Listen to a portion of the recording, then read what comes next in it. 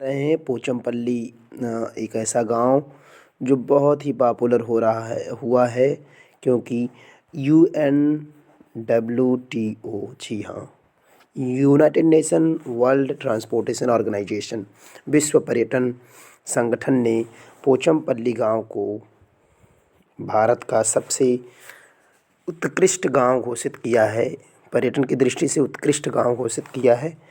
साथ ही साथ हमें ये भी जानना होगा कि पोचमपल्ली है कहाँ। तो तेलंगाना में पोचमपल्ली है। पोचमपल्ली आपका तेलंगाना में पड़ता है। पोचमपल्ली तेलंगाना का जो हैदराबाद है उससे 50 किलोमीटर की दूरी पर स्थित है। तो पोचमपल्ली को हमें याद रखना है। पोचमपल्ली इसके साथ ही इसलिए भी चर्चा में रहता है क्योंकि जीआई टैग पोचमपल्ली की एक सिल्क साड़ी इकत को दिया गया है, पोचमपल्ली इकत के नाम से, इसलिए भी ये काफ़ी पॉपुलर है।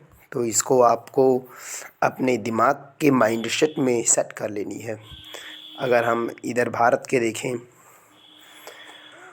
तो जो तेलंगाना का एरिया है वहाँ पर पोचमपल्ली स्थित है। पोचमपल्ली ही वह जगह है जहाँ पर सन 1951 में विनोबा भावे ने भूदान यज्ञ के नाम से भूदान आंदोलन का शुरुआत भी किया था। इसलिए पोचमपल्ली बहुत ही इम्पोर्टेंट क्वेश्चन है, प्लेस है।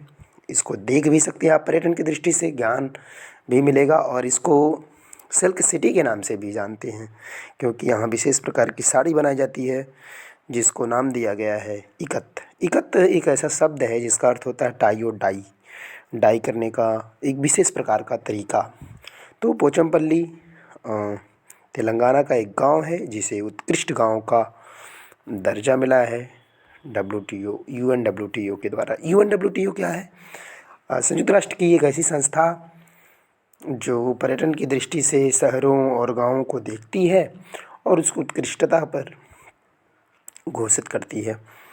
अब इसका जो मुख्यालय है वो कहाँ है? स्पेन में। जी हाँ, स्पेन के मैड्रिड में है। तो ये चीज़ें हैं जी जनरल नॉलेज से। तरफ बढ़ते हैं। नेक्स्ट वीडियो 18 नवंबर से रिलेटेड है। 18 नवंबर का दिन, आज का दिन है गुरुवार। इसलिए भी याद रखना है 18 नवंबर को, इसलिए भी याद रखना है। दो चीज़ें हैं, दो जनरल नॉलेज कह सकते हैं या जनरल अवेयरनेस से जुड़े हुए सवाल है। तो ये जो गुरुवार है, ये तीसरा गुरुवार है, इसलिए इसी दिन मनाया जाता है वर्ल्ड फिलॉसफी डे। जी हाँ, दर्शन दिवस, विश्व दर्शन दिवस। तो दर्शन दिवस के रूप में भी याद रखेंगे हम 18 नवंबर को। साथ ही 18 नवंबर के दिन एक बहुत ही अच्छी घोषणा हुई है जो काफ़ी इम्पोर्टेंट है हमारी तैयारी की दृष्टि से भी और हमारे नॉलेज की दृष्टि से भी। जी हाँ, 18 नवंबर के ही दिन 1972 में जो भारत का राष्ट्रीय पशु बाघ है जो, ठीक है, उसको अडॉप्ट किया गया था या कह सकते हैं उसको अपनाया गया था।